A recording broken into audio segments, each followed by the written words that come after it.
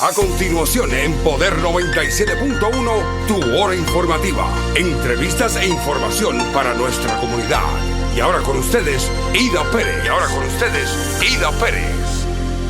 Buenos días, mi gente de Rochester, y bienvenido a su Hora Informativa. Mi nombre es Ida Pérez y para mí es un verdadero placer poder estar con ustedes en esta mañana. Su Hora Informativa es un programa que les trae información importante que esperamos que los inspire a una mejor calidad de vida para usted y su familia. Cubrimos información sobre los campos de salud, educación, empleo, vivienda y muchos otros temas más que nos afectan como persona y como pueblo. Su Hora Informativa está aquí todos los sábados de 10 a 11 de la mañana y nos alegramos muchísimo de que estén con nosotros aquí en el día de hoy. Se me acaba de ocurrir que tengo aquí 3 hombres mis favoritos. I was just saying I have my 3 favorite men here today. People that I love, people that I care about, people that I respect. And I'm going to ask each one of them to introduce themselves, to tell us their name, where they're originally from, and how long they've been here in Rochester. And I don't know which one of you want to start.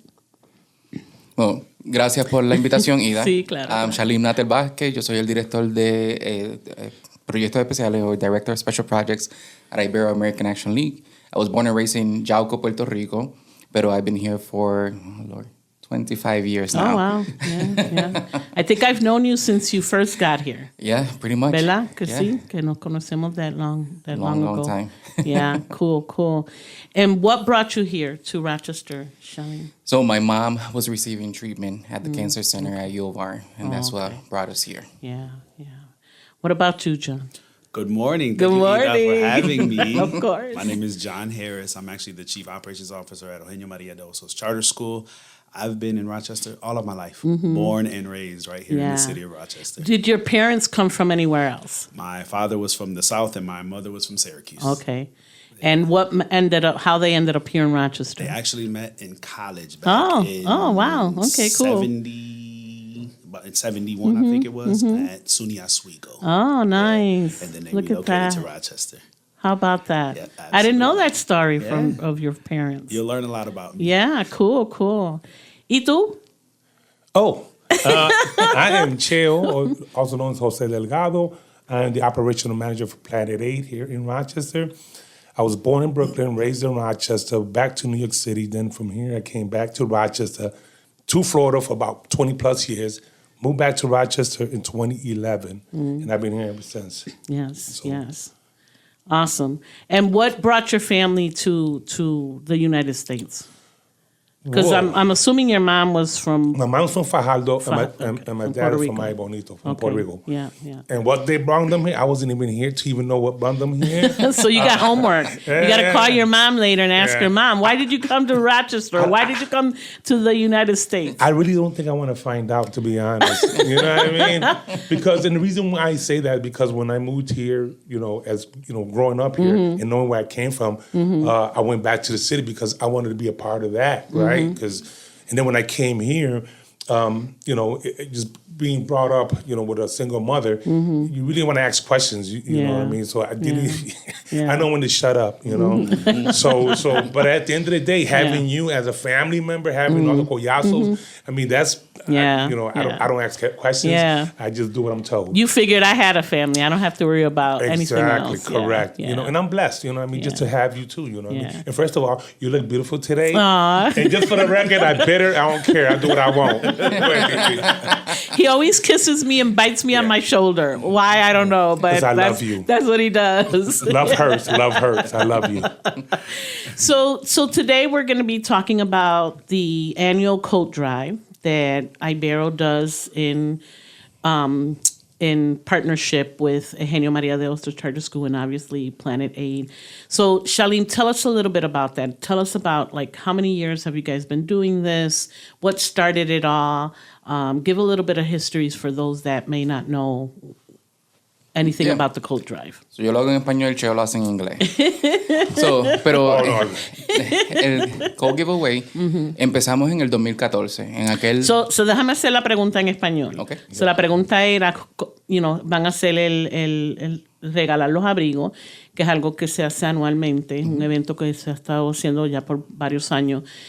¿Qué fue lo que lo empezó? ¿Cómo comenzó? Y todos los años que llevan haciéndolo ya. Y eso, gracias a Dios, llevamos ya, este va a ser el 12 años que lo estamos haciendo. Wow, no puedo creer que son 12 años. Sí, Wow. pasa rápido. Se dice rápido, pero sí. Yo le vamos haciendo los 12 años. Empezamos en el 2014. En aquel entonces, Ibero tenía un programa de mentoría con estudiantes de séptimo y octavo grado en la escuela Monroe.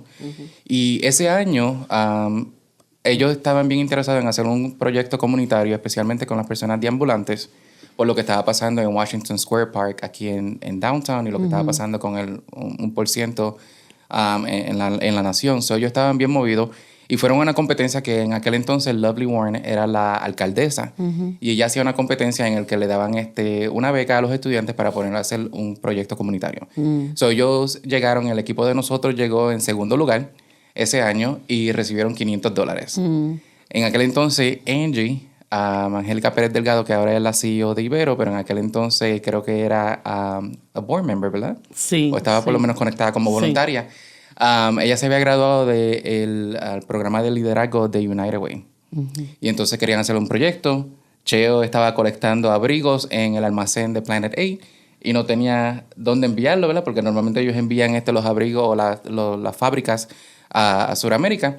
Y todas las estrellas, como siempre decimos, se alinearon, ¿verdad? Nosotros teníamos $500 y la fuerza de los jóvenes que querían poner un proyecto comunitario. Cheo tenía los abrigos y Angie quería también unirse a hacer un proyecto comunitario. Y así fue como empezamos. Empezamos con $500. Wow. y recuerdo que la primera fue en North Street, en el centro de recreaciones de la North Street, y creo que en 2 horas, si recuerdo bien, se fueron todos los abrigos. Sí, me acuerdo, sí. El primer año lo que entregamos dimos hamburguesa y hot dogs. Y hot dogs, me acuerdo, sí. Pero después de ahí mejoramos con la comida y fue comida cultural desde los demás años. Y gracias a Dios, Dios nos ha bendecido con 12 años de poder poner este evento en la comunidad. Yeah.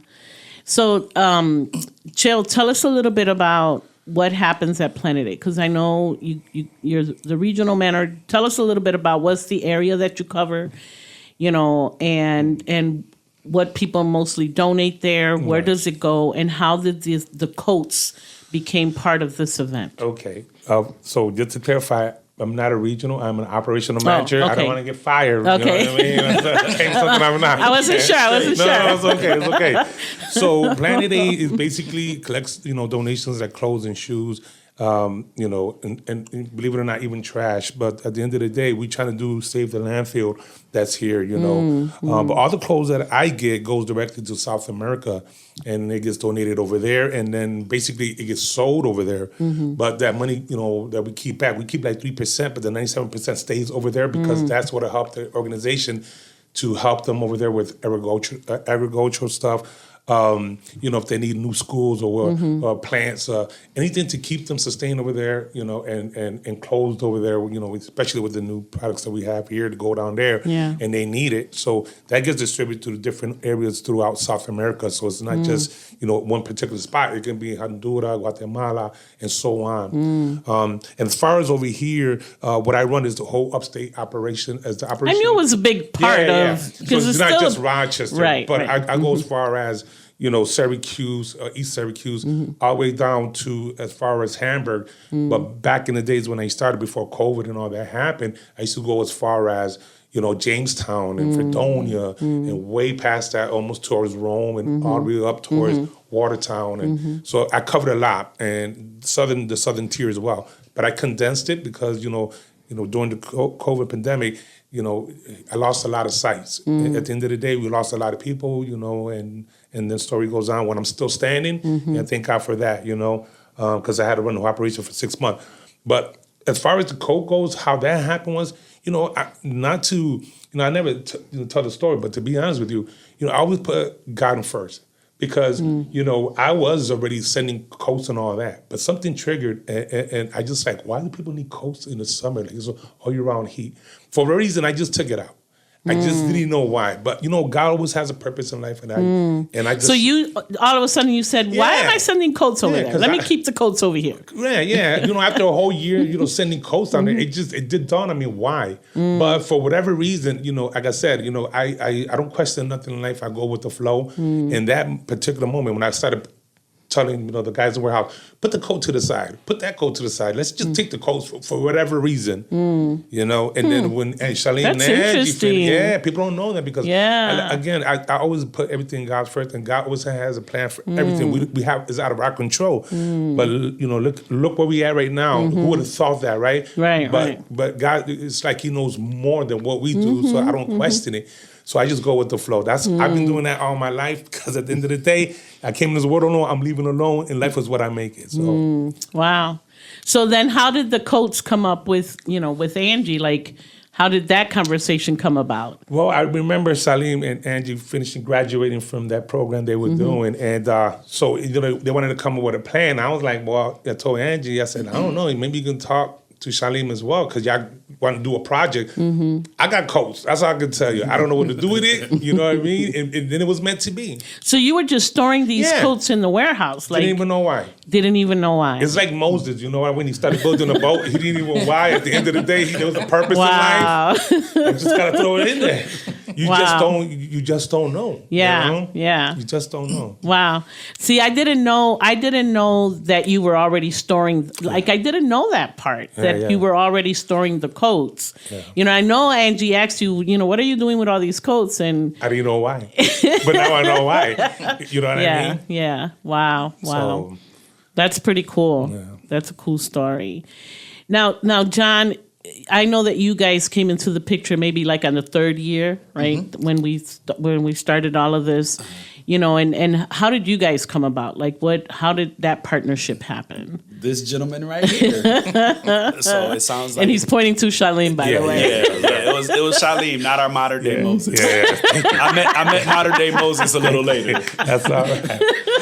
He's one I put on the boat with me. That was Harris. Yeah. So my understanding is that they had been doing the coat drive for a few years, and the space wasn't really adequate for the vision and the mission of what Isn't that something, right? You start something, and I remember by the second year, we didn't have enough space to do what we needed to do. Absolutely, yeah. So the school was already in partnership with Ibero, and so Charlene said, hey, we need a space to host the coat drive, so can we talk about it? And I said, absolutely. Yeah. And honestly, the rest is history. We went, we did a walkthrough of our space at the Zimbridge location. Yeah. We figured out how we're going to move it. We did change the traffic flow a couple times. I think we have a good flow now. Yeah. And honestly, the rest is just history. Yeah. The space was adequate. It was doable.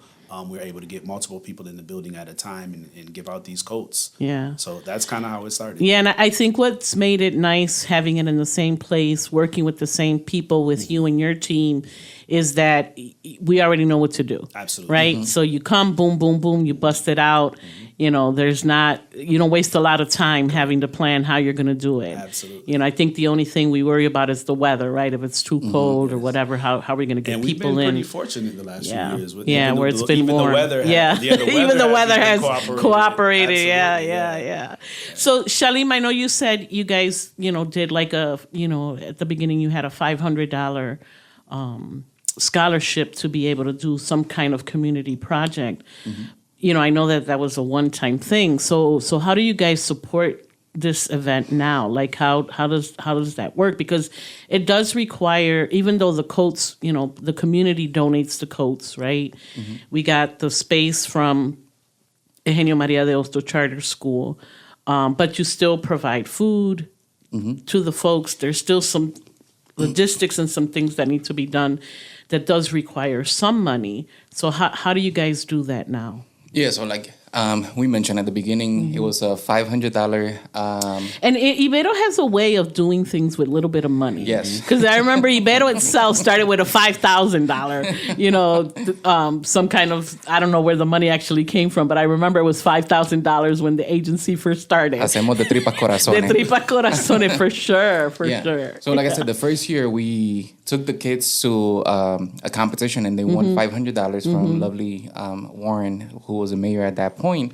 And with $500, this was 12 years ago, we were able to buy enough food to feed at least 800 people. And we had hamburgers and hot dogs, which is a little cheaper. And Yeah, but we didn't know what to expect. It was the first year, right? So, and I remember that we ran out of coats within 2 hours. Yeah. Then the second year, the need was even greater. And I think that the second year, we also have some families, I think 120 families that we were not able to serve, but then we ended up finding coats afterwards and kept them on a waiting list. And that's how we ended up, like you mentioned, with Mr. Harris and Hora Maria de Agosto Charter School.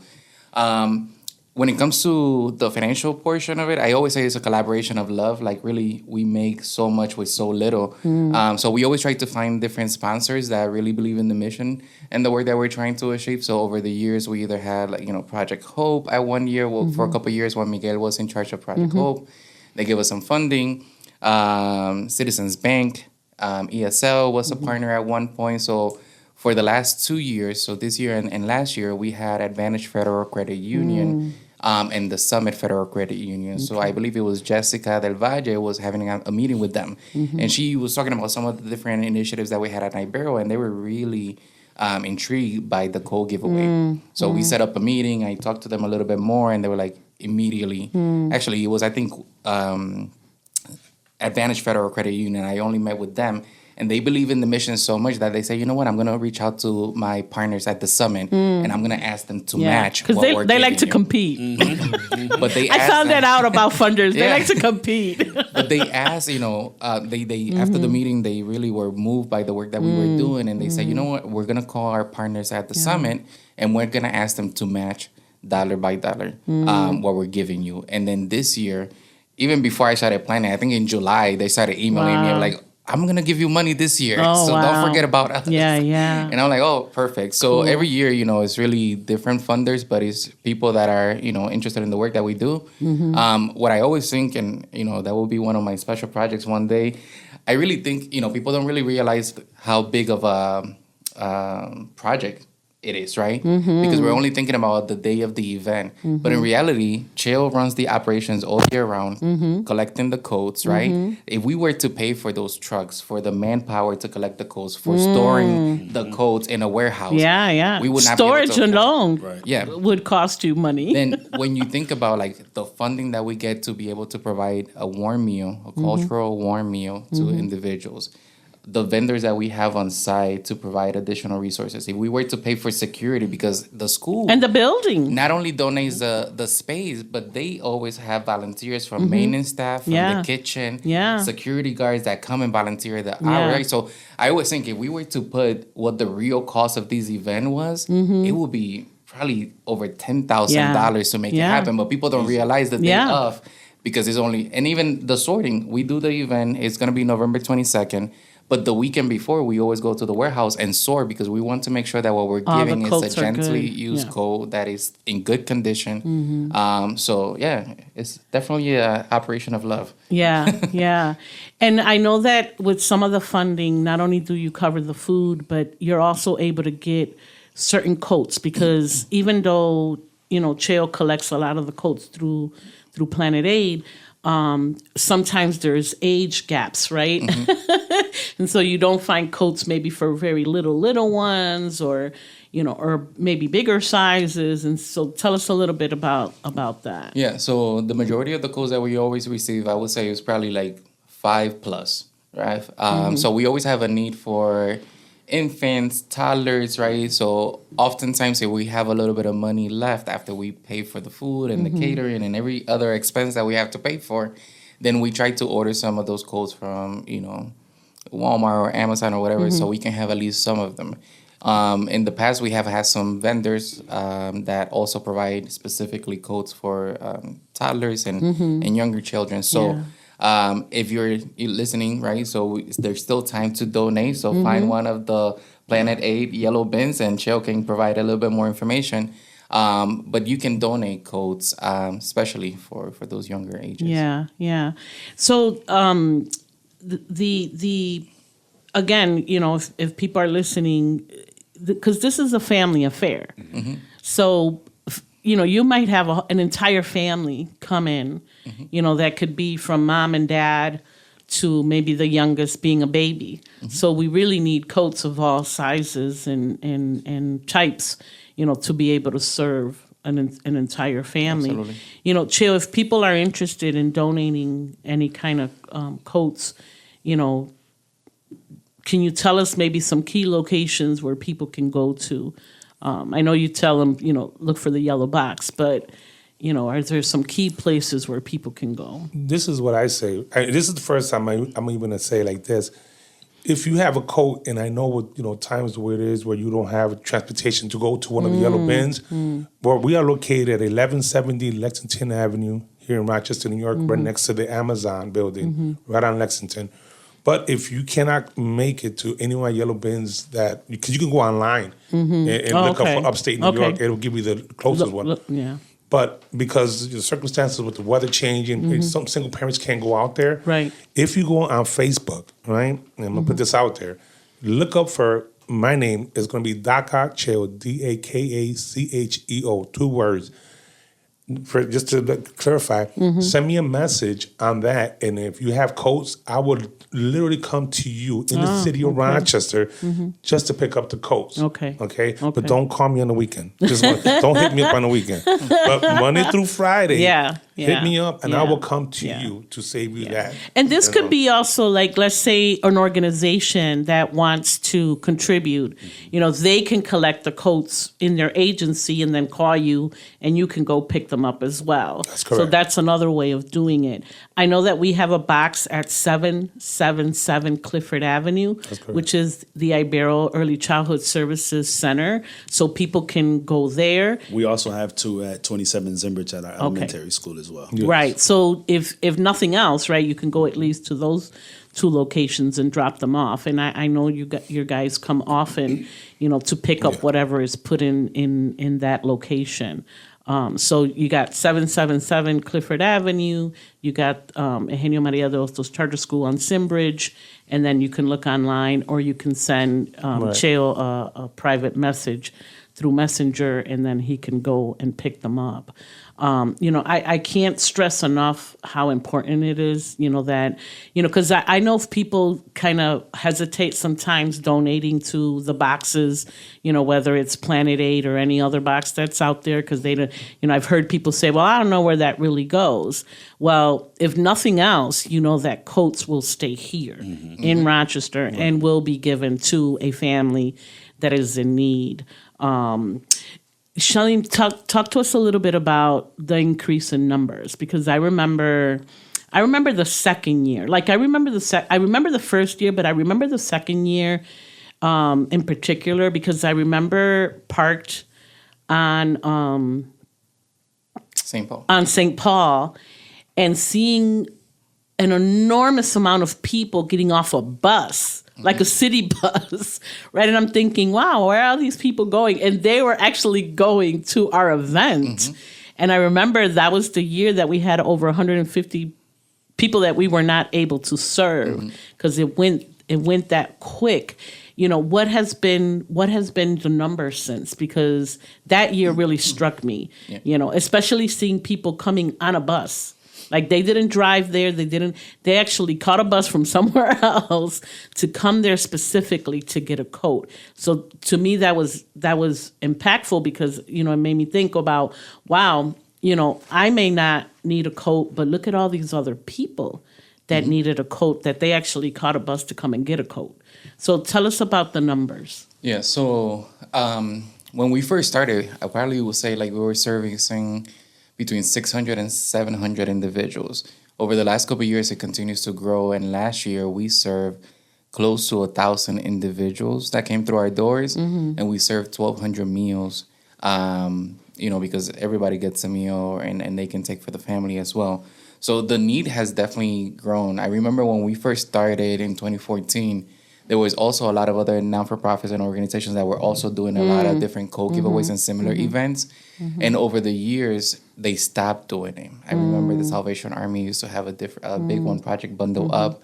And there were some other organizations that stopped over the years. Then when the pandemic happened, even more organizations stopped. Yeah. We were very fortunate and this is where the partnership with Eugenio Maria de Hosso come in very, very handy. We were able to continue to do the event even during COVID because we were able to figure out, because of the gray space, a flow where it was just one line instead of like being able to go back inside the building. So over the years, we have been, the need has increased. And like I said, over the last year, we served almost 1,000 individuals, 1,200 meals. And, the other thing that is interesting about this event is that depending on what's going on, not only in Rochester, but in the world, and people sometimes don't think about like what happens in another island or happens in the other side of the world really affects. We've been able to also offer other services. So when the pandemic happened, we were able to partner with the county and be an equity site for the vaccine for people coming in. When Hurricane Maria happened in 2017, I remember that one very well. We were able to receive all those families, which I will say also, Eugenio Maria de Hosso hosted also a special events after the code giveaway to welcome all the families, regardless if they came to the school or not. So thank you for all you do. Yes. Wow. Then when the conflict was happening in Russia and Ukraine, we had a big influx of Ukrainian individuals coming.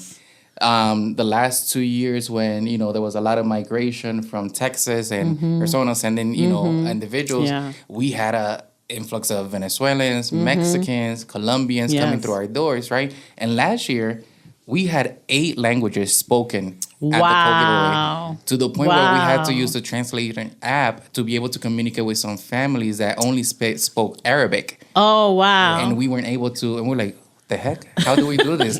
But there were 8 languages spoken at the event. So that's how big it has grown, the event and the need out there. Yeah. Tell us a little bit about the beginning, because I know that at first, people would, the flow was a little different. They would come in, they would eat, and then they would get their coats. But with the pandemic, that kind of, threw us in a loop, and we had to think quickly about how to do it. So tell us, what can people expect? And either one of you can answer this. What can people expect when they get there? What's, what will the day look like for them? Yeah. So like you mentioned at the beginning, we were able to, before the pandemic, people actually ate on site. We served the food like family style. People were able to eat. And because we're in such a big space, like the school, was like filling up the cafeteria for people to eat. It was perfect. Kind of thing. Yeah. I love doing that. We had to switch to like packaging the food so that we were able to. So I'll let Mr. Harris talk about like those changes. Yeah. So, and I just wanted to highlight too that, and I know Charlene kind of touched on it, but back during the pandemic, he's correct. This partnership is one of the few that actually were able to still be able to do this type of event we're able because to be of the sustained. guidelines. Yeah. Absolutely. And I think the resiliency of the partnership and the sustainability has proven itself over the years, because back in 2019, 2020, 2021, as he stated, other organizations were starting to either decrease or stop their events altogether. And I know that for a fact because I participated in other events. And all of a sudden I was receiving calls to participate any longer. But what people can expect, so we've changed the flow just a little bit. I think we have the right niche now. In the day of when people arrive, they're coming through our main entrance where they'll be greeted by volunteers, and then there's going to be a flow where they can go into the gym. We'll have vendors on site. There's a new partnership this year. I'll let Charlene speak to that. But there's a new partnership this year that will also be there. But then they're able to go through, pick out and sort their coats, get what they want, and then they get their meals, and they're able to exit on the rear side of the building. That has seemed to work because I think we can also serve more individuals timely because we're able to pack their meals and allow them to take it as opposed to sitting. However, we may be going back soon. I'm going to throw this plug out there. We're building right now at Eugenio. We're building.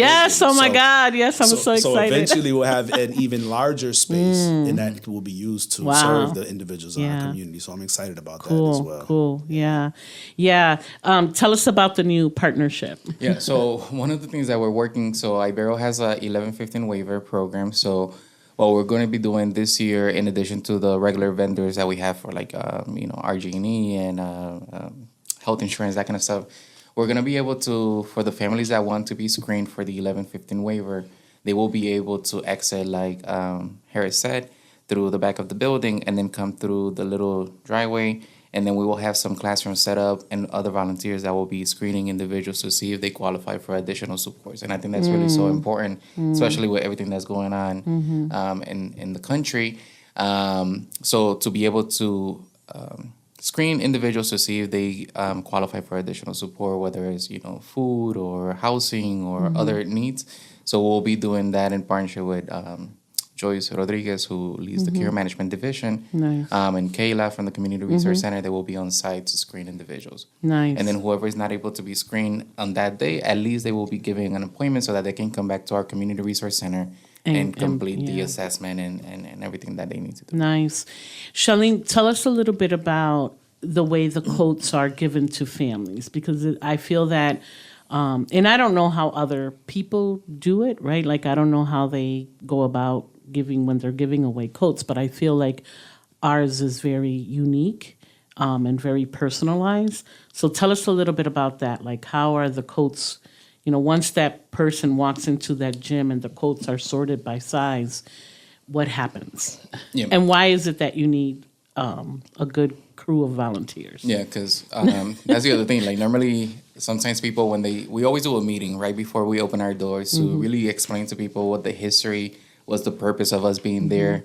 And sometimes people look around the room and they're like, oh, there's 70-something people here. And do they really need that many people? And then it's not until we open our doors and everything starts getting hectic and crazy that they're like, okay, yeah, that's why we need so many volunteers. Yeah. So, yeah, we always have like between 60 to 75 volunteers on site. And, whether they're helping with registration, with the vendors in the kitchen, packing food. But the big portion of the volunteers really go into the cafeteria. And the way that we do the event is that even though people are receiving a gently used code, we believe in treating people with the dignity and the respect that they deserve, regardless of what's going on in their lives, right? So what we do is that we partner, depending on the size of the family, they get almost like a shopping experience. So it's almost like a shopper that goes with them. And we always... like their personal shopper. Yes. So we always, depending on the size of the family, they might have one individual or they might have two, sometimes even three individuals for those large families. And we train the volunteers to ask the individual, like, what are you looking for? Is there a different material that you like? What's your favorite color? Yeah. What are you using the coat for? Is it for work? Is it for church? Is it just like a regular coat for, everyday wear? And they really work with that family to find the perfect coat. And until that family doesn't feel 100% comfortable with the selection, they don't leave that site. So that's why we need a lot of the volunteers, especially in that area. But it's really...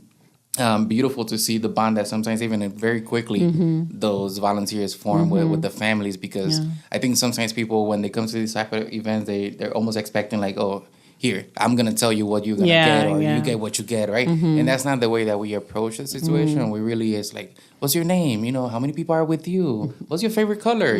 What are you looking for? And they really go through the different racks until they find what they're looking for and they feel comfortable with it. Yeah, and the coats are sorted by size, so they know exactly where, if this is your size, then you know exactly how to, so how does that work, Cheo? Because I know that takes part at the warehouse.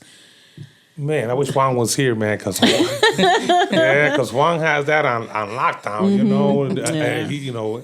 it's just, anywho. But yeah, so what we do is at the warehouse, we have all the carts already separated by sizes from kids to whatever, small, medium, large. Same thing with the males and females. So that's already sorted. But the coats, what I learned from the past was, back then it was just like me taking out coats. This time I had everybody on deck. My drivers, when they go out, separate the coats. The warehouse, separate the coats. I myself would separate out, and I would double, triple check. Because now we're ahead. So when you receive them, you're already sorting. Yeah. So that's half of the job right there. Right, because we still got more coats that already that's in hangers, because there's another thing that cost of hangers too. Yeah. But now we're collecting about 5,000 to 6,000 pounds. Let me stop you right there. Yeah. So when these people come to get these coats, they're not just in a big pile that you got to. They're hung up on hangers. Correct. In racks. Sorted, yes. And sorted. Yes. So it's a true like you're going into a store. Correct. Right. Like you're going to go into a store and you're going to pick the coat that you like. So and I think that's important because, one of the things that Shalim said, was really treating people with dignity and respect regardless of what they're going through. So just because you need a coat doesn't mean now you have to dig through this big old pile, and try to find a coat. Everything is on hangers, on racks, by size, female or male, child or adult, very well organized. And that's why the school is so important, because you need the space to be able to do things like that. And the volunteers, what I like about that, when they show up, even at the warehouse, everybody know what to do. I mean, and we got, like, they've been coming in for so many years, the same people. Yeah. There's a lot of new people that showed up, but a lot of regular that will come to show love. And even, and like Charlene was saying, that when people show up to the schools, just know one thing. We don't look at you any different. We look at you as a family in need, and we are here to provide because we got that to provide. Yeah. Other than that, we don't look at nobody. We don't discriminate. We don't judge no one. Yeah. And that's one thing about the volunteers, that if this ain't for you, don't come. Because we are a family. We treat everyone here as family. Yeah. And that's really why we do the meeting before. So we open our doors at 11, but we always have a volunteer meeting starting at 10.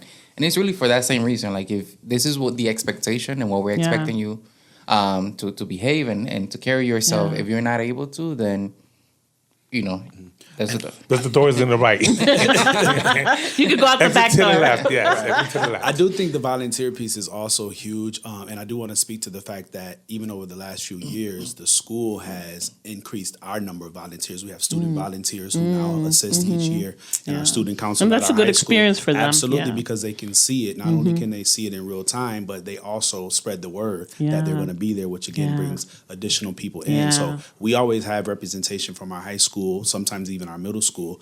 Students come in and volunteer, and they sit in that same volunteer meeting to understand what their expectations are when these families come through our doors. Shalim, I want to go back to the food, because I know that you mentioned that last year you had, a variety. You had eight different languages. And I remember I wasn't there. I don't know why I wasn't there. I don't remember why I wasn't there, but I wasn't there. But I did hear that there were some questions with the food, because there were certain foods that the people that you were serving don't necessarily would eat, like pork or something like that. I don't remember exactly what it was. I remember Angie mentioning it. So what are you guys going to do different this year to kind of, accommodate that? And in the event that a family comes and they don't eat, I mean, usually you give chicken or something like that, but what if there's something in the food that they don't necessarily eat? Like, how are you gonna accommodate that so that everybody leaves happy? So every year we learn something different, right? And we improve based on the people that come. Yeah, and your event, experience. Right? So we don't serve pork, right? Okay. So we always stick around with chicken, just because this is what the majority of the individuals, right, will use. But the thing is that because it's a cultural meal, we always have like rice, some macaroni salad. Depending on the year, we have vegetables or salad, and then a chicken option. It can be turned into a very vegan or vegetarian option if you leave the meat out, right? So that also caters to a different sector of the population. Last year, like I said, we had 8 languages spoken. We had a big number of individuals that spoke Arabic, and they were asking if the meals were halal, right? And so we learned, we quickly had to like Google and like, what does it mean? Is it really halal? And, so, and with the language barrier, it was a little bit, challenging. That's why we were able to rely on technology to try to, but even sometimes with technology, when we have a real interpreter, things get lost. So we all are always learning, always trying to cater, right? But then, like I mentioned, you never really know what to expect, right? So because last year we were not preparing, we were thinking we were going to continue to receive an influx of more Latin American and South American individuals with the people that were relocated to the area. And then we have people from Africa, from the Middle East, still from Ukraine. And we're like, okay. Yeah. And, and that was actually the first time that they asked us, about the meals. So those are things that we have to. I will be meeting with the lady from the cafeteria next week. So those are some of the things that we have to talk about. I mean, at when least it comes have to the planning. maybe another option, that they could have or something like that. And I do think the important piece is that we've heard people's concerns, and we are at least trying to address them. Like with anything, it definitely is going to take time. But I know there's a meeting scheduled with the ladies who will be doing the cooking and to determine if there's other options available. Yeah. For all of you, because you guys obviously have been working together for a long time, excuse me, on this project, is there any particular, and I want to hear from each of you individually, like, is there a story or an anecdote of something that happened that really stuck with you? An experience maybe that you had with one of the families or with an individual that came. And I can think of a few, especially during Hurricane Maria, but if each of you can tell us of something that really strung your heart, like. I'll start. I think for me, the biggest one was working through the difficulties and the barriers during the pandemic, if I'm being honest, from a school operational side, because as a school, we were under so many different CDC guidelines, and then we have the state guidelines, then we have the county guidelines. Yes. So it was very challenging to navigate through all of that, and I think that particular year that we were able to still move forward and have this in-person coat giveaway at the school during the pandemic, I think that's the biggest takeaway from us from a school's perspective. We didn't need to turn anyone away. We just had to make sure that everybody had guidelines. I remember making sure we had PPP on site. There was sanitizer everywhere, masks you labeled everywhere. The sidewalk outside. Everything was labeled where they had to stand. So I think that story, it kind of, again, it speaks to just the partnership, the resilience, and us being able to work together to be able to serve our community. And I think, that's what it's about. and I think also the benefit of having it at a school, because you do have to follow all of those guidelines. This usually happens in November, so you already had, August, September, October to figure all this out, right? And to be ready to receive the kids, your regular kids in September. So I think that was like ideal, right? That because maybe somewhere else they wouldn't even think about all these different guidelines because they probably didn't have to follow them, right? They just close and everybody goes home and work from home, and that's it, right? So the fact that you guys had that expertise from the school, that would make sure that everything is being done right and that no one would be put at risk. I think that was really important. What about you? So for me, I think one of the stories that I always think about this individual every single year when we're planning, it was during Hurricane Maria. We had influx of like 3,000 plus individuals that were relocated from Puerto Rico. And I remember this older adult, un señor mayor, que when we served the food, and this was obviously when we still were serving family style, they ate on site, and he started crying the moment that we served the food to him. I remember that. And we weren't really sure what was going on, but we approached him and asked him, "Are you okay?" Because just very sudden he started crying. And he said, after being here from, leaving the island after Hurricane Maria, it's been weeks that I have not had rice. And being born and raised from Puerto Rico, un señor mayor, the fact that we were serving a cultural meal, he was so grateful for that, being outside of his, island, that to me, I always think about that individual. And those are the, what drives every single year the work that we do. So I always think about that individual. I don't remember his name. I can still see his face. I can still see his face too. I remember that. But I remember, sometimes the smallest act of kindness can really have a big effect on individuals and really change their heart, right? So he cried because we were serving white rice y pollo guisado, right? And things that sometimes we take for granted because we have it or we're able to afford those things. But so to me, that story always sticks to me because it was something so simple, yet it had a profound effect on him. Yeah. And he was so grateful, started crying. And, and that's why we always have to keep Angie away because Angie's really emotional. Jill, what about you? What do you, Well, before I answer that question, I want to give a big shout out to Red Rum, which is another volunteer motorcycle club, and I am the president of that club as well. But the good thing about that was an indigenous motorcycle club, and when they came to volunteer, we just made it to known, like, again, we're here for the people, putting and spreading positive on two wheels. What traumatized me, and it does every year, because I don't know what the weather looks like. And for me, and I talked with Mr. Harrison, seeing the kids outside in the cold, especially when they're raining, it traumatized, because what we learned from that, what we was doing was like, man, it's kind of nippy outside. Let's bring these, the family that has kids to the side door. So we had to accommodate that for them as well. So we're not just worrying about people coming in the building. We're worried about the people that is outside. And having Red Rum that was outside doing, security detail and keeping me informed of how many kids were in line, me and Mr. Harris, we was able to get them on another side of a building and line them up to keep them warm. Right. Because right. It was traumatizing to me seeing these little kids. Because remember, they're out there looking for coats, and some of them don't have them already. Right. So the temperature drops it was just like shake and bake to all of them. Yeah.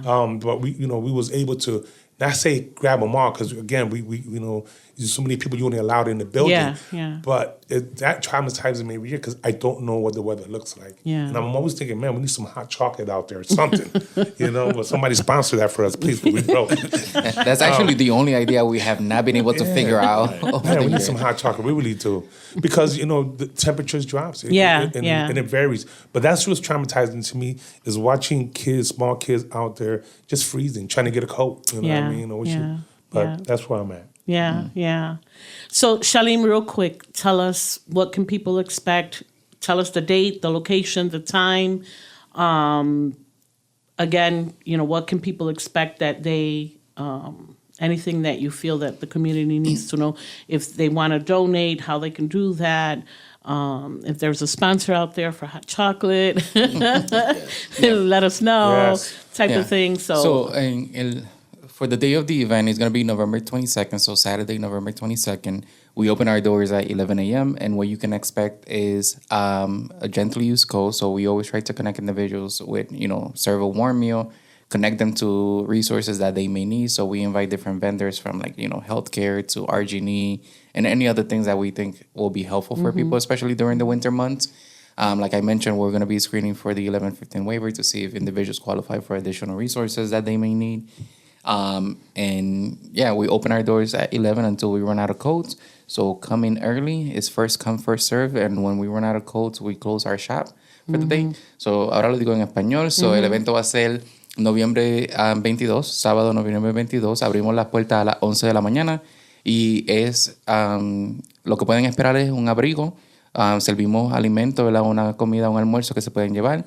Y invitamos a personas que pueden conectarlo con diferentes recursos que ellos pueden necesitar, especialmente durante los meses del invierno, que aquí es un poquito fuerte el invierno. Sí. So, eso es lo que pueden esperar para este año. And, the other thing I want to do before is I really want to give thanks and shout outs to our sponsors, right? Planet A, Eugenio Maria de Hosto Charter School, our sponsors this year, which is Advantage Federal Credit Union and the Summit Federal Credit Union, and also Poder. So muchas gracias a los auspiciadores, los bancos, Planet A, la Escuela Eugenio María de Hosto, porque siempre están ahí presentes. Y Poder va a estar ahí en vivo ese día también. So Poder will be live, they're streaming live from the school on that day. Yeah. Also, our third graders will be on site giving out books for any students as well, too. I love that. Yeah, so you can get a coat and a book. Absolutely. Oh, that is very thoughtful. I love that. And a big shout out to Ibero, too. Thank you. You're very welcome. Thank you. Chell, one more time, your Facebook page. How can people find you if they have coats but can't go to any of these yellow boxes, or they may have a variety of coats collected in an agency or something like that? How can they contact you so that you can go pick them up? You can message me on Facebook under DACA, DAKA, Cheo, CHEO. And just for the record, DACA means I am. People don't even know that. That's a Taino word. But Okay. I am Cheo. I am Cheo, exactly. Not me. You are. Exactly. Yeah, so don't forget, don't hit me up on the weekends. Only Monday through Friday. Yeah. But you can message him any time, but he'll pick it up on Monday through Correct. Friday. Don't expect me. Yeah. But I also want to mention again that there's 2 boxes on Simbridge near Eugenio Maria de Hostos Charter School. There's another one right in our parking lot at 777 Clifford Avenue. And there's one at Clinton Avenue at the Renway Plaza. Yeah. There's another one at the on Portland and Norton, right next to the liquor store. Just to let you know it's there. So, and again, like he said, you can look online and it could tell you which one is the closest to you if that's the route you want to go. Right. But you can also hit up Cheo on Facebook and message him, and he can go pick them up as well. And I remember one year there was coats left over, and another agency was able to take advantage of that. Cheo, tell us a little bit about that. There were multiple agencies. Okay. You know, so I know we took some to the Open Door Mission. We took some to the House of Mercy. Okay. I remember taking some to the city before too. I mean, they needed it, when they were doing it at the city hall. Yeah.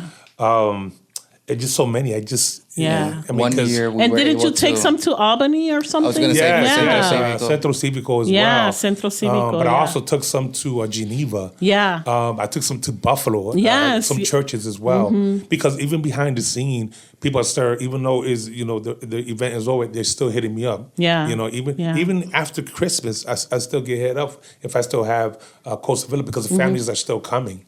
Yeah.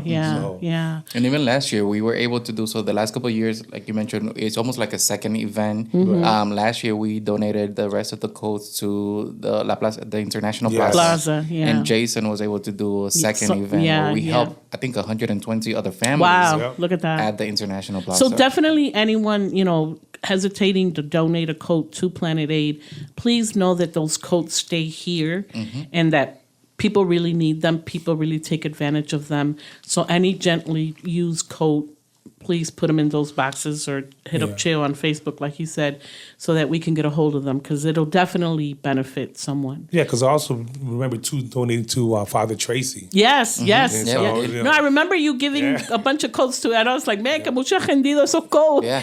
Everybody has gotten some of them, so that's pretty cool. Thank you, all 3 of you. I love you guys so much. We love you too. Hey, me first. But I'm so glad that you guys were able to come. Charlene, I'm just amazed that we're in the 12th year. Like, it seems like we started this just the other day. And that it's grown. I love the partnership with Eugenio Maria de Hostos Charter School and all the work that Mr. Harris and his crew do to make it happen. And of course, Cheo collecting, coats all year round. And like you said, if you were to put all that manpower together, you were talking about thousands and thousands of dollars of effort, right? That people put to make this happen. So thank you all for being here. I'd like to end the show by asking if there's a phrase or a saying that you grew up with that still resonates with you today. And I was ready. I was thinking about it this morning. Okay, go ahead. Tell me. Dios aprieta pero no ahorca. So no importa lo que esté pasando en su condición, en su vida o en el país. Dios aprieta pero no ahorca. So in English, Mr. Harris, God, he puts pressure, but he doesn't choke you, right? He puts pressure, but he doesn't choke you. And no matter what, you get through it. Do you have one? Sure. In this context, I would like to share, we work smarter, not harder. Yes. And you guys got this down pat. We've got it. Yeah. I love it. What about you, Cheo? Do you have one? Yeah, you know what I learned is other than being Moses. Yeah. Well, I'm gonna be honest with you. It's not even a saying. It's this. Listen, at the end of the day, I don't do the church thing. I don't know much about stuff like that. But I learned one thing is, if you don't have love in your heart, you ain't going anywhere. So do the right thing. Come out, support. Come out. And give what you can give, and just know that we're in need. But if you don't have the love, don't come by me. That's what I'm saying. Yeah, Cheo's all about love, and he shows he's a very lovable person. I love him. Thank you, Titi. He's the son I never had, and he gives me all that love that I wish I would have had a son to have.